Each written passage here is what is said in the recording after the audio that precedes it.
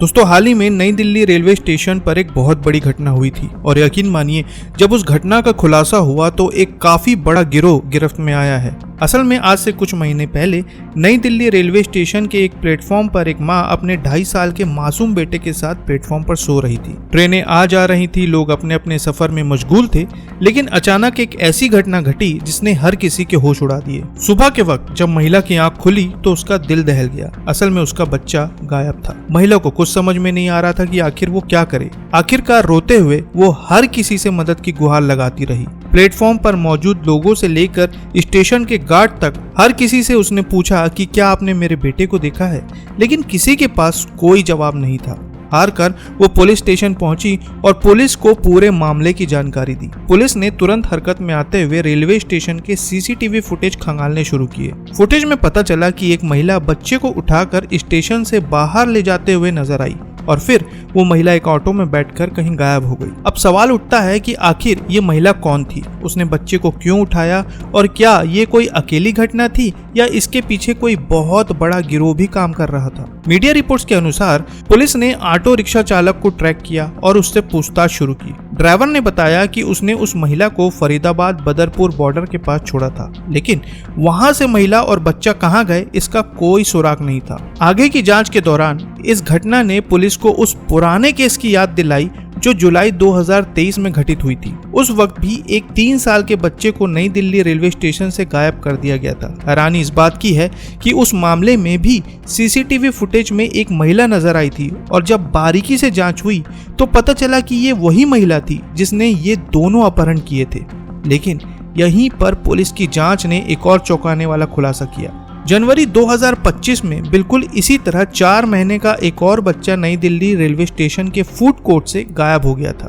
Police को लगने लगा कि ये काम किसी अकेली महिला का नहीं बल्कि एक बहुत बड़े संगठित गिरोह का है। अब पुलिस ने इस मामले को बेहद गंभीरता से लिया। एसपी संजीव चाहर के नेतृत्व में एक स्पेशल टीम बनाई गई। इस टीम ने 700 से ज्यादा सीसीटीवी फुटेज खंगाले, संदिग्ध इलाकों में छापेमारी की और तकनीकी सर्वेलेंस का सहारा लिया। मीडिया सूत्रों के अनुसार जांच में पता चला कि ये गिरोह न सिर्फ बच्चों को किडनैप करता था बल्कि उन्हें निसंतान दंपतियों को मोटी रकम लेकर बेच देता था। गिरोह का नेटवर्क दिल्ली, फरीदाबाद, गुरुग्राम और नोएडा तक फैला हुआ था। इसी जांच के दौरान पुलिस ने फरीदाबाद के एक ठिकाने पर छापा मारा। वहां से उन्होंने उस महिला को गिरफ्तार कर लिया जो सीसीटीवी फुटेज में नजर आई थी। लेकिन इस काम में महिला अकेली नहीं थी, उसके साथ उसका पति, एक वकील की क्लर्क और एक फर्जी डॉक्टर को भी गिरफ्तार किया गया है। इस गिरफ्तारी के बाद जो खुलासे हुए हैं उन्होंने पुलिस को भी हैरान कर दिया है। पुलिस की पूछताछ में महिला ने कबूल किया कि वह पिछले 2 साल से बच्चों का अपहरण कर रही थी। उसने यह भी बताया कि बच्चों को अगवा करने के बाद उन्हें गिरोह के बाकी सदस्यों के पास पहुंचा दिया जाता था। ये सदस्य उन्हें निसंतान दंपतियों को लाखों रुपए में बेच देते थे। मीडिया सूत्रों के अनुसार गिरोह के पास एक पूरी योजना थी। ये ऐसी जगह को टारगेट करते थे जहां पर गरीब परिवार अपने बच्चों के साथ सोते थे, जैसे कि रेलवे स्टेशन, बस स्टैंड और धर्मशालाएं। गिरोह के सदस्य अक्सर इस काम में महिलाओं का इस्तेमाल करते थे, क्योंकि जब कोई बच्चा एक महिला के साथ देखा जाता है तो उसे नॉर्मल, सामान्य माना जाता है। महिला ने यहाँ भी खुलासा किया कि उसने अपने इस काम के लिए अपने पति और अन्य परिचितों को भी शामिल किया था। गिरोह के सदस्य अलग अलग भूमिकाएं निभाते थे। कोई बच्चे को किडनैप करता था तो कोई उन्हें बेचने का काम संभालता था। गिरोह ने बच्चे की पहचान छिपाने के लिए बेहद शातिर तरीके भी अपनाए थे। उनके बाल कटवा दिए जाते थे, कपड़े बदल दिए जाते थे और यहाँ तक कि फर्जी जन्म प्रमाण पत्र भी बनवाए जाते थे। पुलिस ने यहाँ भी पाया कि गिरोह बच्चे को बेचने से पहले उनकी सेहत जांचने के लिए फर्जी डॉक्टरों की मदद लेते थे। यह सुनकर पुलिस भी हैरान थी कि कैसे इन लोगों ने हर कदम पर अपनी गतिविधियों को छुपाने के लिए इतनी बारीकी से योजना बनाई थी। फिलहाल इन्हें गिरफ्तार कर लिया गया है और जांच अभी भी जारी है, लेकिन साथियों आपको भी सतर्क रहने की जरूरत है। अगर कहीं भी आपको कोई गलत गतिविधि नजर आए तो तुरंत पुलिस को सूचित करें। आपकी छोटी सी मदद कई लोगों की जिंदगी बर्बाद होने से बचा सकती है।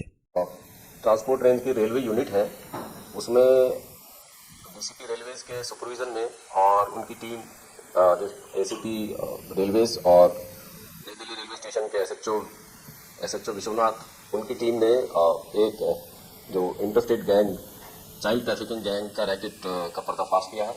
इसमें अभी तक 4 अक्यूज्ड पकड़े हैं, जिसमें कि 3 लेडीज हैं और 1 जेंट है, तो और बाकी 2 बच्चे रिकवर्ड हैं और हमारे 3 केसेस जो है चाइल्ड किडनैपिंग के वर्कआउट हुए हैं।